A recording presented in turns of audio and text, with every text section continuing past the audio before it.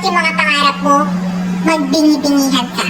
Ang ganda nung nabasa kong story. Ito yung story ng frog na gustong umakyat sa tuktok ng puno. Ang sabi ng mga kasamahan niya, hindi mo magagawa yan, that is so impossible. Pero alam niyo ba, nakaakyat yung frog sa tuktok ng puno. Alam niyo kung bakit?